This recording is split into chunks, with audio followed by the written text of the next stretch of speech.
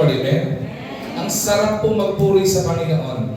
Isa po sa magandang pribilehiyo na pinagkaloob sa atin ng Panginoon, the greatest privilege God has ever given us, is another than to worship the Lord. And we are here in church, not only to be fed by the word of the Lord, not only to be blessed by the word of the Lord, but we are here to worship the Lord. Amen? Kahapon po, we are in a seminar, we are in a conference yesterday, kasama po mga workers natin. It was a challenge. Isang sinabi ng pastor doon ay patungkol sa bawat pagsamba po natin, every time we worship.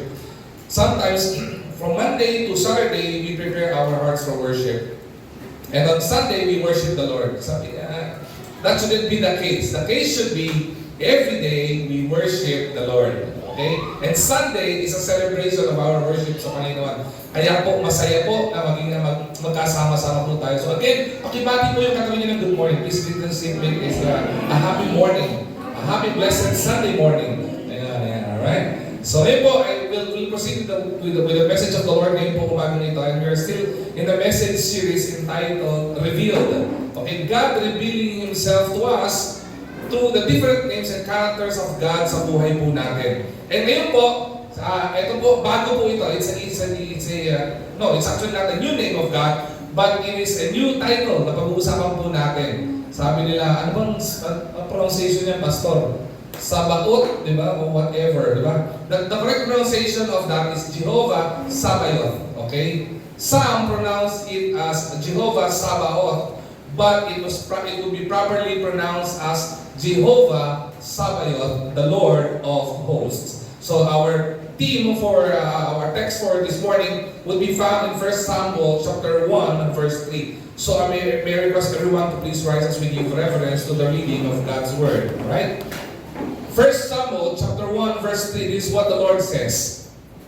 And this man went up out of his city yearly to worship and sacrifice unto the Lord of hosts in Shiloh. And the two sons of Eli, Hophni and Phinehas, the priest of the Lord, were there. May the Lord be blessed upon the reading of His word. So magaling po tayo manalangin. Panginoon namin dakilang Diyos, we are so thankful and we are so grateful for sustaining us all throughout the week, Panginoon. Many of us are tired all throughout the week because we had a lot of things to do. We've accomplished a lot of things, Panginoon. Iba sa amin nag-struggle, may mga battles sa buhay po namin. Iba, Panginoon, may mga challenges sa buhay all throughout the week. But thank you, Lord God, because it's another Sunday and you've given us another privilege to worship you in spirit and in truth, Lord God. Lord, I pray, samahan niyo po, Panginoon, kami. We invoke the moving of your Holy Spirit in the midst of us, Panginoon. We are begging for the moving of your Holy Spirit in the midst of us. Talk to us, O Lord, and may your word bring encouragement to each and every one of us. Itago niyo po ako sa iyong likuran, Panginoon. Gawin niyo po ako, Panginoon, yung among lingkod na maghahayag ng iyong salita sa likuran ng pulpitong ito sa pangalan ni Jesus. Amen and amen. May we all be seated. Jehovah Sabaoth, the Lord of hosts. What does Jehovah Sabaoth means? Ano mo ba ibig sabihin po nito? Jehovah Sabaoth means the Lord of hosts. Okay? Or, para mas maintindihan natin, He is the Lord of heaven's armies.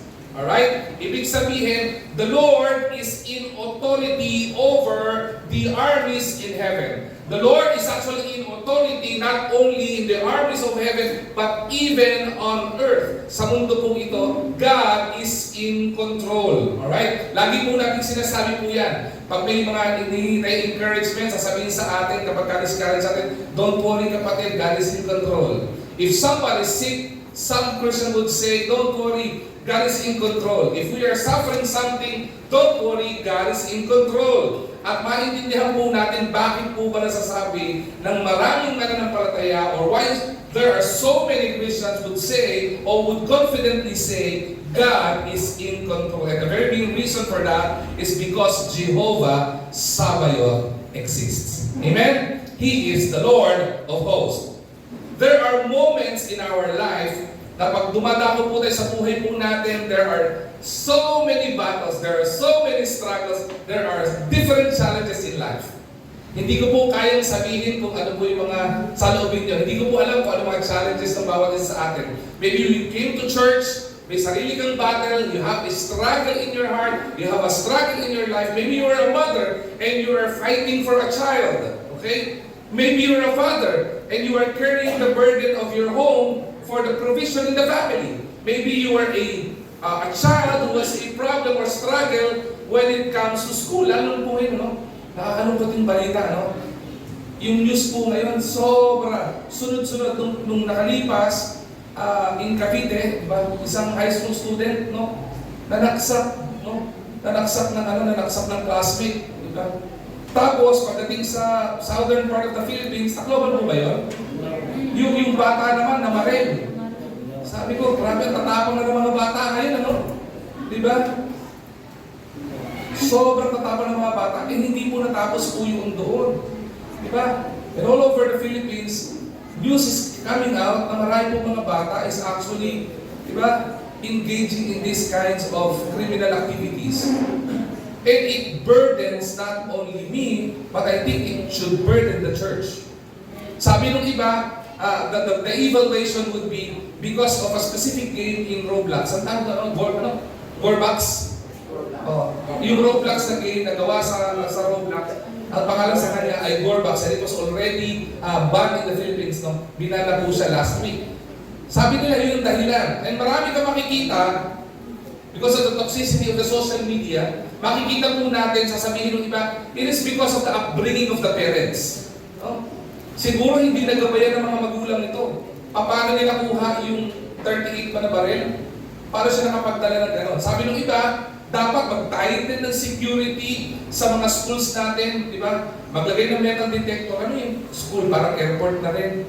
Di ba? Maglalagay tayo ng metal detector para lang makita kung meron dala-dala sila. Di ba? Yung iba, kahit walang deadly weapon, parang may deadly weapon. I mean, maraming nakakalungkot, pero totoo, the truth of the matter is that this is actually a sign for us Christians, and this is a reminder for us Christians to do our duty in doing the Great Commission of the Lord. Because if we are doing the Great Commission of the Lord, the truth of the matter, we cannot eradicate it with our own strength and ability. Hindi po natin kaya tanggalin po yun. We cannot remove those crimes. Crimes would happen. Nandyan po yan. But if Christians would do the Great Commission, if we will do, and we will faithfully do our duties as Christians, and not only as parents, we would lessen, at least, by the grace of the Lord, it would be lessened. And mahalaga po iyan. Sa schools, maraming takot ng pumasok. There would be children who would be battling from challenges in schools. Iba, nagsimula lang yan sa mga, yung mga bullying, di ba? Nagkaroon ng anxiety. Ang daming mga challenges ng mga kabataan.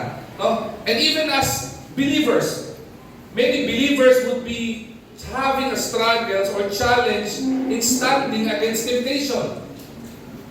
Lahat po ng paligid, wherever we go, there will be a lot of temptation. You close your eyes, there will be temptation. You open your eyes, there will be temptation. You go out of this church, there will be temptation. Even inside the church, there will be temptation. That is another battle and struggle of every believers. Family. There are families or members of the family facing sickness, illnesses, sorrow, or even spiritual attacks. Kaya marami mga mananampalataya, nagdadahi doon ng pananampalataya because we are under attack. Mayroong spiritual attack sa buhay po natin. And as a servant of God, or as we as children of God and as servants of the Lord, we are feeling outnumbered and overwhelmed. Nararamdaman niyo na po ba yun? Yung parang feeling mo, you are outnumbered and you are overwhelmed with so many problems, with so many struggles and battles in your life. That's the very main reason why in these moments, we often ask this question: who is fighting for me? In times of battle, in times of struggle, the question of many people would be, who is with me in this battle? Sino ba ang kasama ko? Who is, not only yung sinong kasama, who is with me in this battle? Who is fighting for me in this battle? Does God seize this battle? Am I alone in this war? Whether that is physical war, emotional war, or even spiritual war, the question of many Christians and many people would be, diba? Am I alone in this war? And the name Jehovah Sabaoth answers with power and authority. Diba?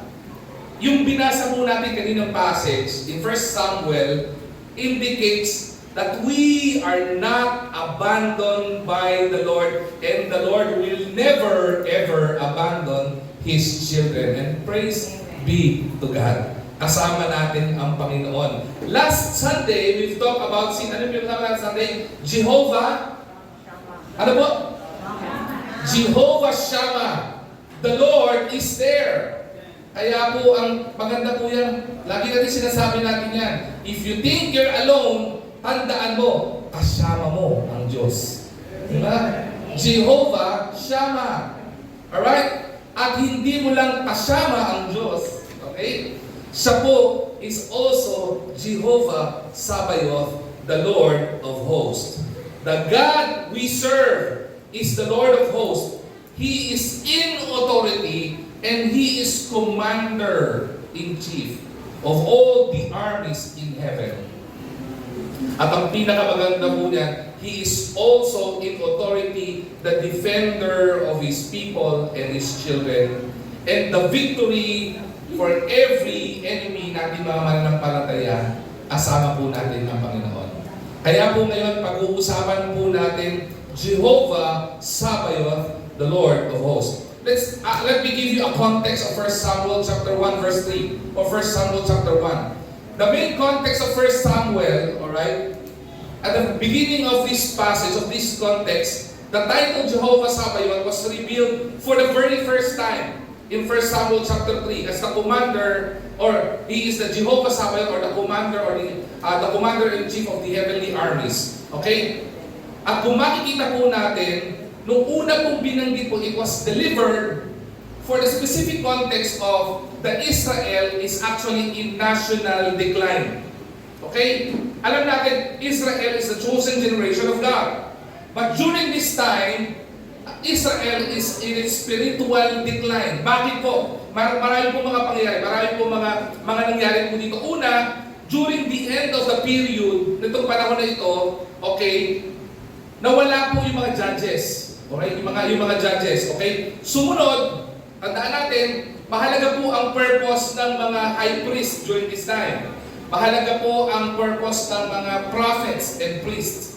And yung anak ni Eli, okay, Eli's son were corrupt priests. So akala po natin, ngayon lang po nagkakaroon ng corruption, ano po? Akala po natin, yung mga politiko lang na nagiging corrupt. Nung panahon nito, ay even the priests were corrupt. Kaya po ang Israel is in its decline. Tandaan po natin, number one, enemy of the Lord is what? Nagsimula po sa letter S. It is sin. Corruption is a sin. Kaya po, nawala yung blessing sa kanila ng Panginoon. The very main reason why Israel is in its national decline is because of Eli's son, the priest, were actually corrupt. Hindi lang po iyon. Israel was politically weak during this time. At ang pinakamasakit dito, the Philistine threatens Israel. Pakinggan mo maigi ito ha. If the government is weak, if the government is in decline, okay, tandaan po natin, we are susceptible to attacks of the enemy. The Philistine understood that Israel was in its decline. Kaya po, Philistine actually threatened Israel. Tinatakot sila, pinagbabantaan sila na salakayin. Alright? Meaning, so titingnan po natin in 1 Samuel, sabi dito, they worship to sacrifice unto the Lord of hosts in Shiloh. Yung po yung context po nito. Because the Israel needs Jehovah Sabaoth. The Lord of hosts, the commander-in-chief of all the heavenly armies. God's power does not depend on the strength of His people. The power of the Lord will never be susceptible to, or sabihin natin, yung basis po nito is our strength. Hindi po. The power of the Lord will never be under, okay, yung ating pong sariling kakayanan. When Israel was its weakest point, God's title, Jehovah Sabaoth, was a reminder to them that heaven's armies were still undefeated. Amen? kahit saan po, hindi po matatalo ang Panginoon. From the early battles in heaven, God was never defeated. He defeated the enemy. Even death, there is no sting. God defeated death. And even in the prophecy in the book of Revelation, in the last battle of this world, the Lord will never be defeated. It was prophesied. Pastor, do you believe that God will never be defeated? Yes, God will never be defeated. Why? Because He is Jehovah Sabaoth, the Lord of hosts. At kung titingnan po natin ngayon pong umagang ito, not only the context was in the spiritual or the national decline of Israel. Kung papasin po natin, in 1 Samuel chapter 1 verse 11, there was a change in narrative. Diba? From the national decline of Israel, ang lumipat yung narrative doon kay Hannah. Hannah, story demonstrates Jehovah Sabaoth's power. Bakit po? In 1 Samuel, after introducing the title Jehovah Sabaoth, in 1 Samuel chapter 1 verse 3, makita po natin who is Hannah. Hannah was barren. Alright? And because she was barren, okay, hindi po kaya magdala ng baby sa kanyang sinapupunan. Alright? Because she was barren, she was also mocked. Because in the early, sabi natin, culture nito, kapag ang isang babae ay hindi kaya magdala ng bata sa kanyang sinapupunan, ang feeling nila, sinumpa yung babae ito. They were cursed. So Hannah was actually mocked by the people. Sino? You're Hannah and you're barren and you're mocked. Hindi lang yun. Because she cannot bear a child. She was mocked. She was also heartbroken. Ang tindi ng challenge po niya, no? You look at the immensity of the battle and struggle of Hannah. Barren, mocked, heartbroken. And many people would say she would be helpless. Wala nang pag-asa. Kawawa naman. Diba? Helpless. But no. Tandaan po natin, in verse 11, she prayed to the Lord. She prayed to Jehovah Sabaoth. And to make the long story short, the Lord answers the prayer of Hannah. And she gave birth to a very important man in the Bible, and he is Samuel. Diba? Remember, with God, nothing is impossible. Wala pong imposible sa Panginoon. Wala pong imposible sa Panginoon. Pastor, what is the significance of Jehovah Sabaoth in our life? Just like Israel, we may be threatened by our enemies. We may be in spiritual battles right now. Maaaring may specific burden ka sa buhay mo, and I can identify what it is. Hindi po ako manguhula. Diba? Hindi ko po kayang hulaan. I cannot read your mind. Nor even your heart I can read. But God knows every details of our life. Even the numbers of our hair, alam ng Panginoon. So if we have struggles ngayon, I believe we need this message. And not only this message, we need Jehovah Sabaoth in our life.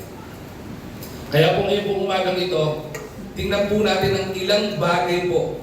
The significance of Jehovah Sabaoth or the presence of Jehovah Sabaoth in our life. Kung bakit natin kailangan ng Panginoon. Several points I would like to share to each and every one, and I pray that this will bring encouragement to those who are discouraged. And I pray to those who are suffering right now, magkaroon po, or in sorrow right now, magkaroon ng solution yung sorrow po natin. Because of the presence of Jehovah Sabaoth. At the same time, maintindihan po natin, magkaroon ng encouragement sa atin yung salita po ng Diyos. First, the power of His rule. The power of His rule. 1 Samuel chapter 1 verse 3. And this man went up out of his city yearly to worship and to sacrifice unto the Lord of hosts in Shiloh. Let me pause for that in a moment. When Hannah went to worship, it was intentional. Kaya sinabi na, or when this man went up out of the city, yearly, pinaplano, intentional. So when we go to it, when we come to the Lord, when we worship the Lord, it should be intentional. Okay? At makita po natin dito, the power of His rule. Bakit po? The name Jehovah Sabaoth was a reminder to each and every one of us that God is not merely, okay, a powerless figure. Hindi po siya parang figura o figure lang sa langit na nandun na siya. O akong Jehovah. Hindi po gano'n. He is not an ordinary human being sitting at the throne of glory ng Panginoon. He is not like that. He is actually a powerful figure in heaven. Kaya po kumakita, there is power in His rule. Kaya nga po, Jehovah Sabaoth meaning is actually, He is the commander. Ibig sabihin, sa Kanya nanggagaling lahat ng commands. He is the commander-in-chief. He is actually in authority in all the armies of the heaven. Hindi gagalaw ang armies of heaven, or the armies of heaven will not move if there is no command from their commander-in-chief. And that is none other than God. Alright? He is the King of glory. He is the King of kings and the Lord of lords. He is the commander of the heavenly armies. And He is actually the absolute divine ruler over all creation. From heavens and in earth, He is actually in control. Kaya po, kabahagi po ng karakter ng Panginoon is that God is sovereign. He is in control. Every angelic host adheres to Him, listens to Him. Even the angels listens to God. Even the earthly kingdoms listen to God. Every force in heaven or in earth listens to God. When Hannah's family, kung titignan po natin si Hannah, when Hannah's family went yearly in Shiloh, di ba? They worship not as a not to a helpless God, but she actually worship, or they worship having hope doon sa Panginoon na kanilang sinasamba. It was a recognition by the family of Hannah. Kaya sila lumapit sa Panginoon because they believe in the authority of God. They believe that God is the Lord of hosts. They believe that God is the master of all.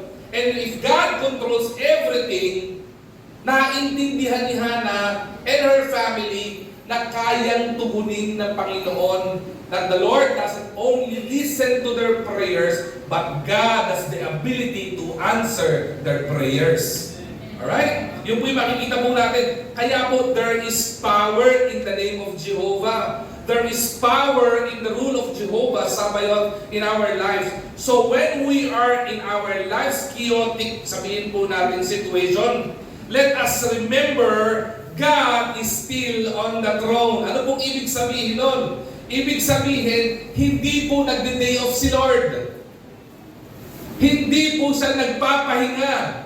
If you think, if your question right now, or if your situation right now is you are in the greatest problem, or you are in the greatest battle of your life, sabihin po natin kung ang pinakamabigat na problema natin ngayong umagang ito when we came to church, and our question is, Lord, are you there? Are you fighting for my battles? Are you fighting with me on this battle? Or am I alone in this matter? In this battle? Jehovah Sabaoth is actually a reminder that God is still on His throne. Hindi po nagpapahinga si Lord.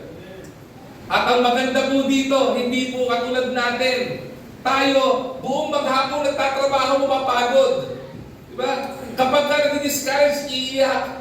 Kapag ka may mga problemang dumadating, nadi-discourage, lumalayo. Pero ang Panginoon never did He left His throne. He is always there, doing His duty as the commander of all the heavens and all the authorities in earth. It is not only that, our crisis has not canceled God's authority. Hindi po dahil sa bigat ng problema natin, mawawala yung authority ng Panginoon. Our problems, our challenges will never ever cancel the control of the Lord. Pastor, kahit po ba yung malaking problema ko? Kahit po ba sa mga nangyayari dito, it will never ever cancel the authority and power of the Lord. Hindi po yung katulad ng mga political issues na po pwede po siyang i-dethrone. Yung Senate President napalitan. Maraming presidente ng Pilipinas ousted because of corruption. Di ba? Marami, may termino. Ang termino ng presidente sa Pilipinas, how long ba? Isang term. 6 years. After 6 years, pwede tumakbo ulit. Hindi na pwede tumakbo ulit unless magkaroon ng charter change. Di ba? Yung authority sa earth is actually can be controlled by documents or even policies. But the authority of the Lord is and will never be subjected to any policies because He is in control. Not even our challenges can cancel the control of the Lord. Our battle may be fierce, but it is never outside His authority. Our problem may be bigger than us, but God will never be smaller than our problem. Maybe we are like David and we are facing a very big giant in our life, like Goliath. Laki ng Goliath, laki ng problema ko, but remember this, Jehovah Sabaoth will never ever be smaller than our enemy. Why? Because He is in control. He is in control. Ano pong dapat natin gawin? Let us stop measuring our problem by our strength. Bagkus ang gawin po natin, let's start measuring it by God's sovereignty. Bakit po? If we start measuring our problems by our own strength, believe me, you will be overwhelmed. Kapag ka sinukat mo ang problema mo, sa kakayahan mo, malulunod ka. Diba? Kaya nga po sinabi ng iba, pag nagdating ng problema, pag may dumating na problema, when it rains, it pours. Diba? Parang yung payong po, pangsalo, panalo lahat, pag problema. Diba? Pagka-blessing, yung kapitbahay ko nakakasalo lahat. Diba? When it rains, it pours, sinasabi ng marami po sa atin po iyan. Because we start measuring our problems because of our strength. Itong maraming mga bagay, hindi po natin kaya. Maraming mga problema, hindi po natin kakayanin. Patunayan ko po, let me prove my point. Kaya nga po, marami pong tumawid from sanity to insanity. Alam niyo po kung bakit? Hindi po kinaya yung pressure ng problems eh. Sabi po ng psychology teacher ko po, there's only a thin hairline between sanity and insanity. Isang pagtawid lang yan. Subukan mo hindi ka kumain ng silinggo, babaliw ka eh. Subukan nyo. Kaso kaya mo yung katabi ko mukhang, tingnan mo, papakainin mo minsan. That's true. There's a thin hairline between sanity and insanity. Ang daming tumatawid din sa pagitan na yan. Bakit? Hindi kinakaya yung pressure eh. I remember one of our pastoral staff, yung wife niya gave birth to a son. Tapos at the same time, nagkaroon ng malaking problema. And nabuhay naman yung bata, may sakit yung asawa, pa rin. Pero ang laki ng bill nila sa hospital. I think ang bill nila sa hospital is milyon-milyon. Kaso, karaming milyon, hindi ko po alam eh. Hindi pa ako nakakahawak ng ganun eh. Tapos we were there, the whole pastoral staff were there, comforting our brothers in Christ. Bro, okay lang yan. Tapos sabi nung lead pastor natin, sabi niya, kumusta? Pagkano na standing bill nyo, sinabi na ko ilang milyon. Nagtakip ko ng tenga eh. Ay ko, ang laki.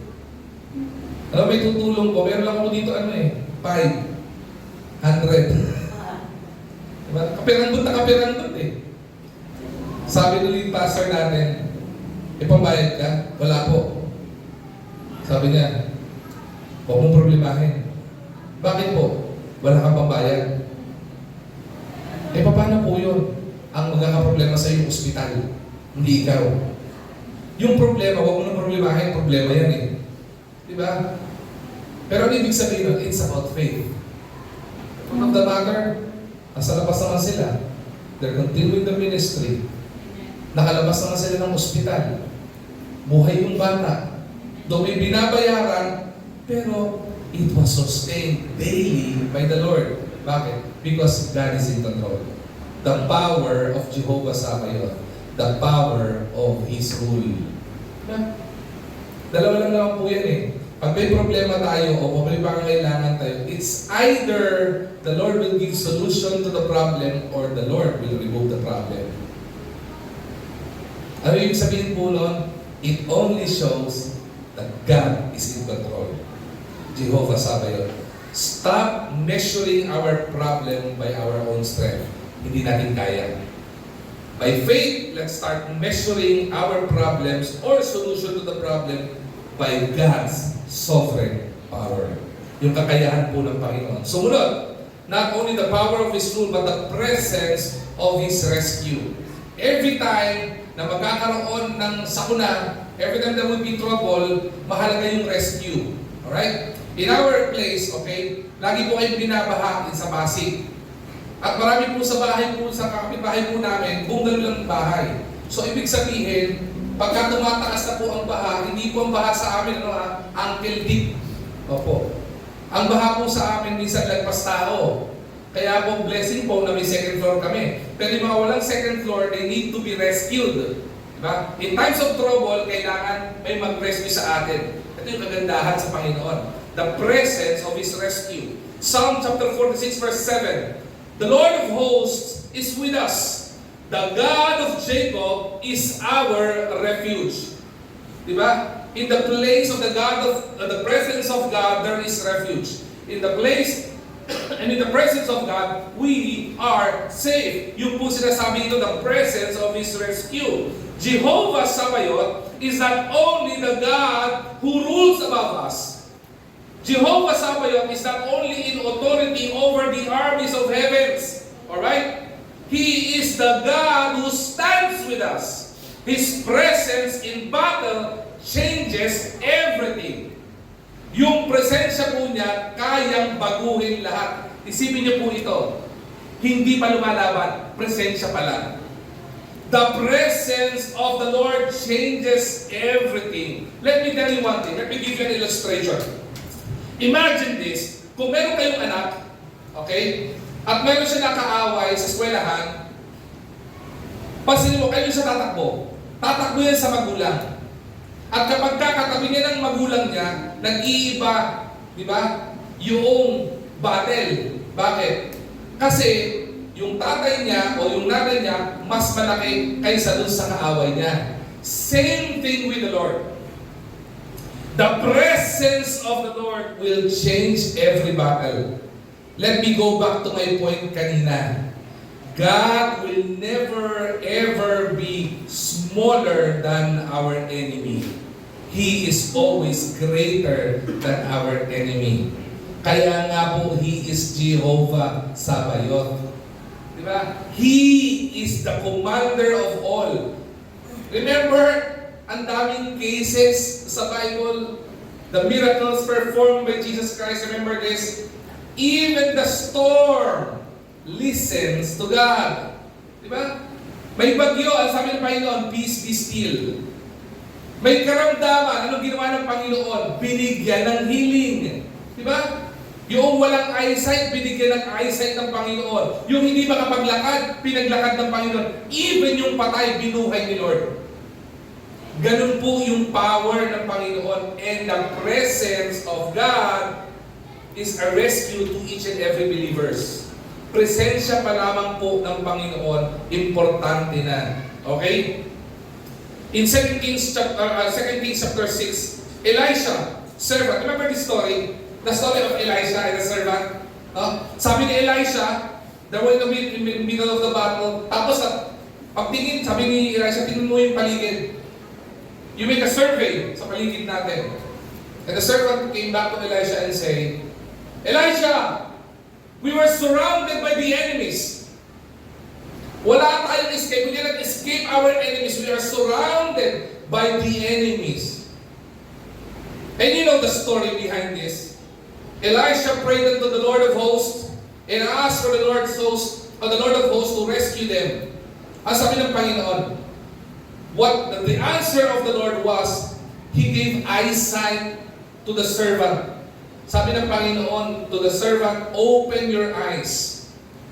And then the servant opened his eyes and imagine what he saw. He didn't saw again yung enemies surrounding them.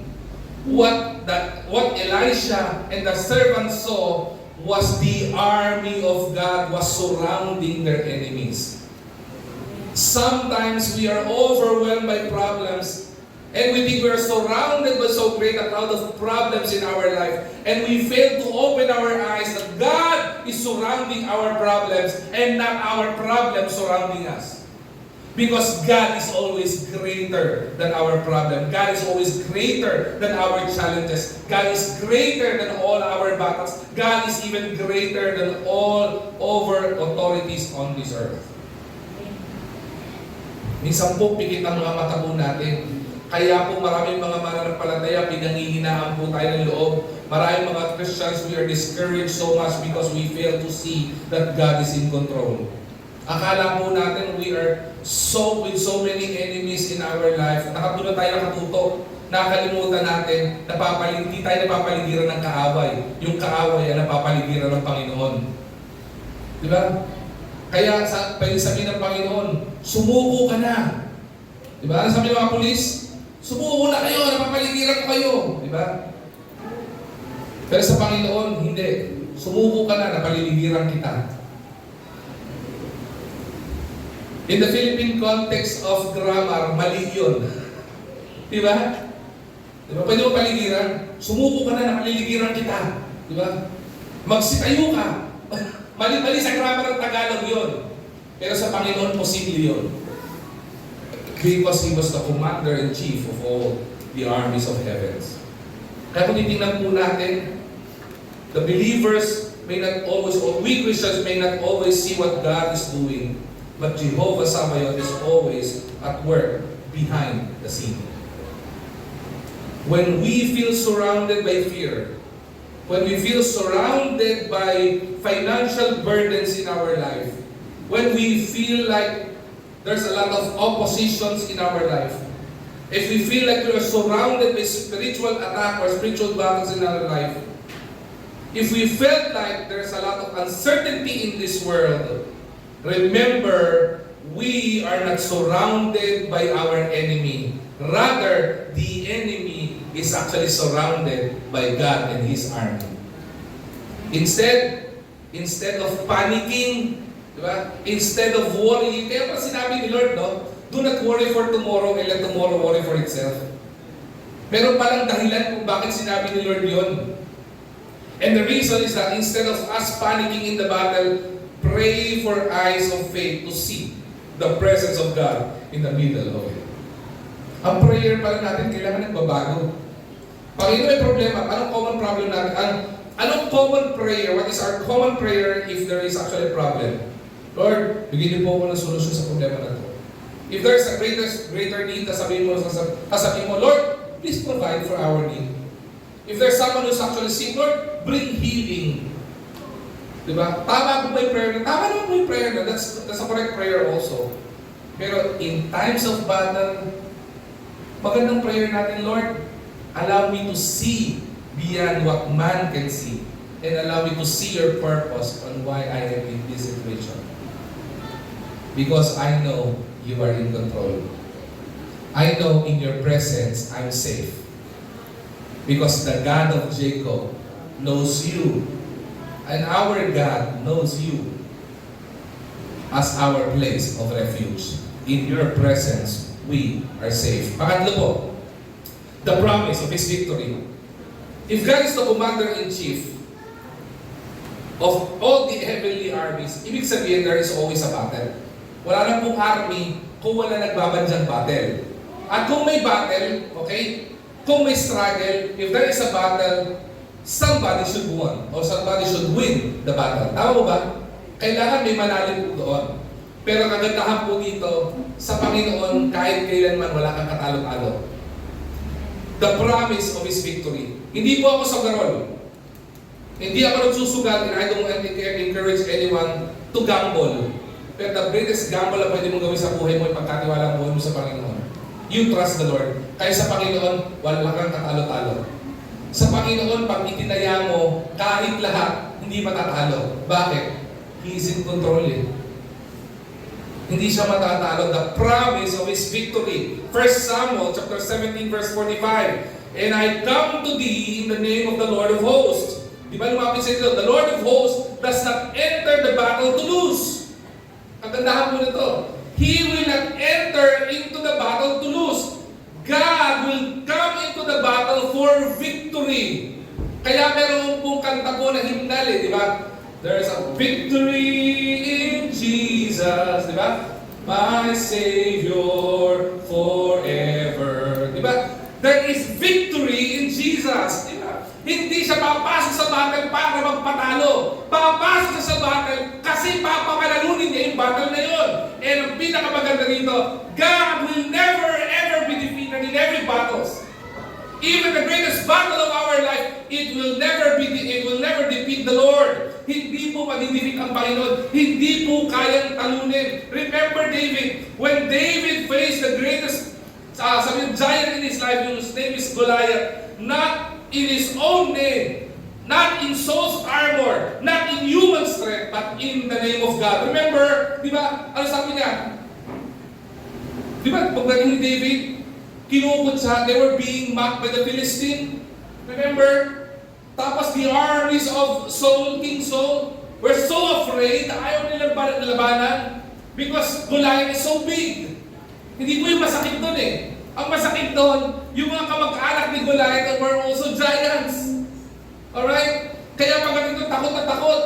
And remember, David was an ordinary boy. He came to the battle to bring food for his brothers who are warriors of King Saul. Pagdating doon, nagulat siya, walang lumalaban kay David. Walang lumalaban kay Goliath. Nobody has the courage to fight Goliath. Come to think of it, God is with them. But those armies were actually afraid. Sabi ng Bible, if God is with you, then who can be against you? But why are those Israelites warriors so afraid of Goliath? Ang sabi ni David, dapat siya kay King Saul, I want to fight Goliath. Sabi ni King Saul, are you sure, little boy? Di ba? Ang liit eh. I will fight Goliath in the name of Jesus Christ, in the name of our God. Anong ginawa ni Saul? Binigyan siya ng armor, di ba? Pinagsuot ng armor isang bata, mga siguro ganito kalaki, di ba? Pinagsuot ng armor, binigyan ng espada na pagkabigat-bigat, di ba? Anong ginawa ni David? Tinanggap mo ba niya? Sabi niya, hindi. Bakit? Una, paano siya makakalaban? Pinitik na siya ni Goliath, hindi pa niya naiangat yung sword sa bigat. Ang liit niya eh. At hindi siya makakatakbo. Ang bigat ng armor eh. The armor was so heavy. So ginawa niya, David rejected it. Rather, ginamit niya yung favorite niyang weapon. Alam niyo kung ano? Slingshot. Ano ginawa ni David? Pumunta na sa lupa, kumuha siya ng 5 bato. He picked 5 stones. Bakit po? Sabi nung iba, David's faith is so little, sabi nila. Bakit? Kasi ang kalaban si Goliath. Pero kumuha ng 5 bato. Bakit? Parang baril. Isang babarilin mo, pero merong 8 bala. Sabi nila, panigurado. Pag hindi tinamaan, may 5. No. Kung titignan natin, the very main reason why David actually picked up 5 stones is because Goliath still has 4 brothers in place. So technically, 1 stone for each. And you know the story. To make the long story short, diba? Goliath mocked David, and the God of David, who is our God, sabi niya, ang liit mo, why are you fighting? Why are you willing to fight me? Nagtanong, meron lang namang iba? Anong ginawa ni Goliath? Ginawa ni David, maliit na bata, totoy na totoy, umarap siya kay Goliath. Sabi niya, who is this uncircumcised Philistine? Diba? Ang pangit sa Tagalog po nun eh. Pero pwede naman sabihin. Diba? Sino ba itong supot na? Diba? Pag sa lalaki sinabi mo yun, medyo offensive yun eh. Diba? Who is this uncircumcised Philistine? Who is mocking our God? Ang ginawa ni David, sabi ni David, in the name of God, in the name of Jehovah, diba? Pinabagsak niya si Goliath. Kasi sa buhay po natin, if we fight our battles in our strength, maybe we'll fail. There's a great probability, there's a great possibility, and there's a possibility for us to fail. But if we will fight this battle with Jehovah Sabaoth, He will come into battle not for us to lose, but to win the battle. Yun po yung pinakamaganda po doon. Alam mo yung story, nanalo po si David at nagwagi po ang mga nagtitiwala sa Panginoon. Victory may not always come immediately. Victory may not always come easily. Diba? Or in form we expect. But it will come in God's time. It will come in God's ways. It will come for God's glory. Bakit? His ways is different from our ways, nor our thoughts different from God's thoughts. Lagi pong higher, lagi pong greater yung ways ni Lord. Lagi pong greater yung kalooban ni Lord. And at the end of the battle, glory belongs to the Lord. When we face our giant, let us face it with faith and not with fear. Speak more about the greatness of our God than the size of our giant. Sa atin, lagi po tayo, this discouraged me. When I would see people, especially Christians or long-time Christians, who would be talking more about their struggles rather than the bigger giant sa buhay nila, that is God, who can defeat the problem. Okay, problema. Ito problema ko eh. Itong problema ko eh. Wala akong pantuition, wala akong ganito. Oh, may sakit na ganito. Di ba? May problema sa ganito. Pinakamaganda yung tipong testimony. Kahit na ganito pinagdadaanan ko, alam ko meron akong Diyos. Kahit na meron akong malaking pangailangan, salamat sa Panginoon because I know He's there. May karamdaman ako at walang kasiguruhan yung kagalingan sa karamdaman ko. I know the Lord is there. Diba? May struggle sa family. Diba? May struggle sa school, but I know my God is there. Diba? May malaking struggle, may malaking burden ka sa buhay mo ngayon. You know He's there. Ang tawag ng testimony, ang tawag ng faith. You just face the problem, not with fear, but with faith. Pagtiwala sa Panginoon. Because the character of God is that He is Jehovah Sabaoth. He is the Lord of hosts. He can command everything. And everyone will follow. Panguli po, the last point that I will be sharing is the purpose of His battles. There's always purpose in the battles. Okay? In 1 Samuel chapter 1 verse 10 to 11 and 1 Samuel chapter 1 verse 19 to 20, you would see this context. Hannah prayed. And God gave Samuel. Binigay ng Panginoon. I mean, remember, Hannah is barren. Diba? Hannah is actually mocked because being a barren, she was helpless. Diba? Wala siya, nakita po niya the purpose of the battles. Bakit? Why does Jehovah Sabaoth allows battles at all? Di ba question natin ito? It will be common question sa atin, bakit ito dumadaan sa problema ito? Why am I facing this giant in my life? If God is there, is He with me? Am I alone in this battle? And the answer to that is because sometimes God uses the battlefield as the place of birth, breakthrough, and blessing. Paborito ko pong phrase po ito. During the dark moments of our life, the light of the Lord shines the most. You wouldn't appreciate light if there would be lamps. There would be a lot of light in this church. You will appreciate me lighting a candle in this church if I will turn off all the lights. You will appreciate the brightness of the light, even a single, small, little light galing sa isang candle if there is no light. If there is no electricity, you will appreciate the candle. If there is no electricity, you will appreciate the flashlight. Ganun po sa buhay po natin. If there will be a lot of blessing in our life, sometimes we forget about the Lord. We forget to worship the Lord. We forget to pray to the Lord. We even forget or we even neglect the studying of the Word of the Lord. Because we felt like everything is there. It's provided sa buhay po natin. But in dark moments of our life, we would appreciate the beauty and the brightness of God in our life. Ganun po sa buhay natin. Many times, the Lord allows trials and tribulations in our life because battlefield is the place of God's blessing. Sabi ko nga po, how would you appreciate that God is the God who provides if there is no need? How would you appreciate the presence of the Lord if you felt like everything is there in your life? You will only appreciate the Lord in times of battle. Many times, nangyayari po sa buhay po natin yun. Just like in Hannah's story, it all begins with pain. It all begins with reproach. It begins with tears. Ikaw man wala kang anak, di ba?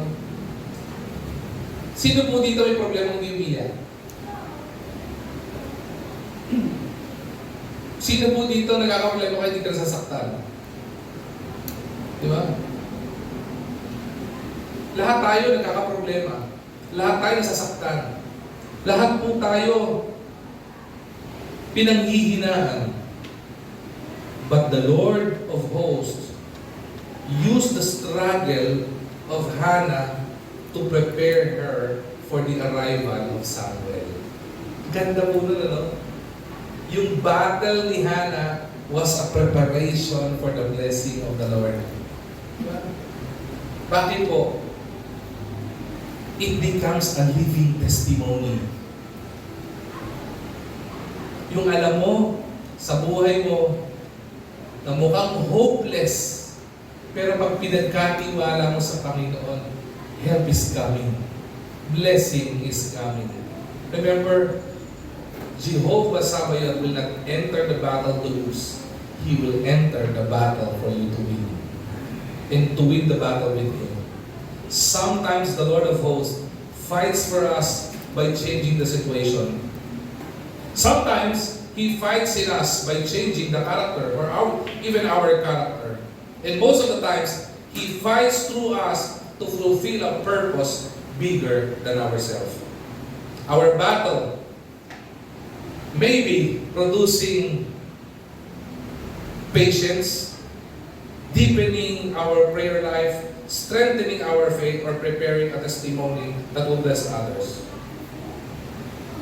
Ask not only, Lord, remove this battle. Huwag lang yung tanong natin. But let's ask this question. Lord, what are you teaching me through this battle? Huwag mo lang itanong. Huwag mo lang panalangin, Lord, panalunin mo ko sa battle na ito. Huwag mo lang itanong, Lord, are you with me in this battle? The question should be, Lord, what are you teaching me during this battle? Alam niyo po kung bakit? His rule, being Jehovah Sabaoth, is supreme. His rescue is always sure. Rescue is coming. His victory is certain. Darating ang pagiging wagi o maging victorious tayo. And most of all, His purpose is sanctifying. God uses our battles to shape us and accomplish His will for us. Let us remember this. When you belong to Jehovah Sabaoth, when we belong to Jehovah Sabaoth, your battles are never fought alone. Kapag kasama po natin ang Panginoon, if we are in the presence of Jehovah Sabaoth, our battles will never be fought alone. May this be a reminder to each and every one of us as we close this message. I pray that we will go out in this church encouraged. Jehovah Sabaoth is a reminder that the Christian life is not a playground. It is a battlefield. Yung buhay natin, hindi po laruan. it is a place of battle. But even though our life is a battlefield, it is also a battlefield where God wins the battle, and He will never ever leave His people. When Hannah wept, Jehovah Sabaoth answered. When Elisha was surrounded by the enemy, Jehovah Sabaoth protected them and opened their eyes that God is surrounding them to rescue them. When David faced Goliath, Jehovah Sabaoth empowered David to defeat the enemy. When we feel weak, when we feel afraid, outnumbered, Jehovah Sabaoth still reigns.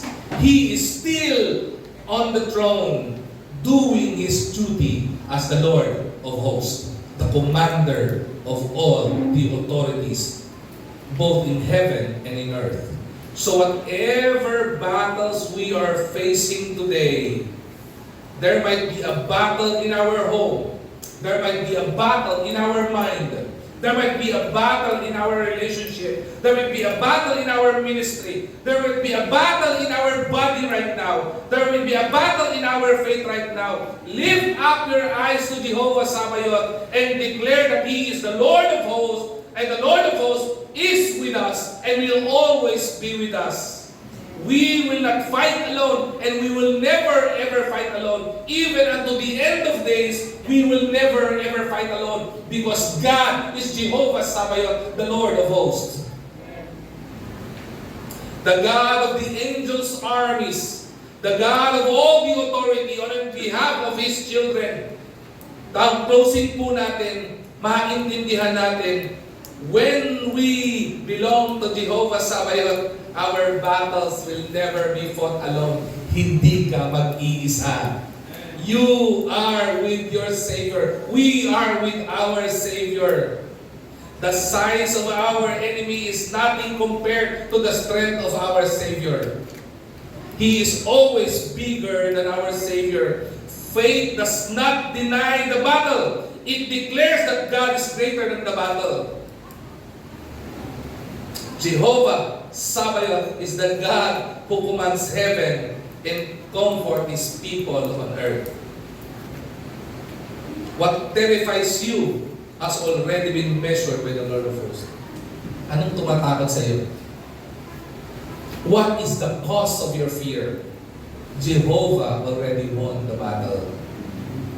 The Lord of hosts does not merely watch your battle, He enters it. So if your question right now is, God with me in this battle? Is God with me in this problem? I tell you, He's there. You know why? Because He is still on the throne doing His duty as Jehovah Sabaoth. So we all stand. My prayer is that the message of the Lord this morning would empower each and every believer right now, would bring encouragement to each and every one of us. Again, I would say this: I don't know your struggles, I don't know your battles, and I don't know right now what is running into your mind, or you even ask the Lord for His authority, or you even ask the power of the Lord. Not actually asking, I mean, if you ask me, there is no problem asking the Lord. Wala mo problema magtanong sa Panginoon. There's a problem if you question the authority of the Lord. If you ask the Lord for something, Lord, bakit po ba ako dumadaan dito? Because you want answers. And God, being Jehovah Sabaoth, is always there to give answer to your question. But may the message of the Lord this morning would lead us away from questioning the authority of the Lord. May we not question the sovereignty of the Lord. Yung kakayanan ng Panginoon sa buhay po natin. Because ang maging hamon ng message, the challenge of the message this morning, is that whether my battle, my challenge, o my problem small, big, or even humongous. Malaking malaki, sobra parang higante. God will never be defeated. God will never be defeated because it's Jehovah Sabaoth. I pray. And today, this morning, we were introduced to one of the characters in the name of God. We understood the power of His rule. We understood the presence, yung rescue ni Lord. We understand that He wins the battle. We understand the significance of Jehovah Sabaoth. My question is, what are you going to do? What are we going to do right now? Just like the ending quote, pakibalik ka na yung ending quote natin. Just like the ending quote, basahin po natin ulit. I would like you to meditate on this. Okay? Tapos natin kayo doon. Nasa pinakadulo yun. Yeah. When you belong to Jehovah Sabaoth, pwede ba sabihin to? Balik na rin natin. Huwag natin gawing you. Can we declare it in our life? Sabihin natin, when I belong to Jehovah Sabaoth. Sabihin mo nga yan. My battles are never fought alone. Praise be to God. It gives me a goosebumps, not because of anything else.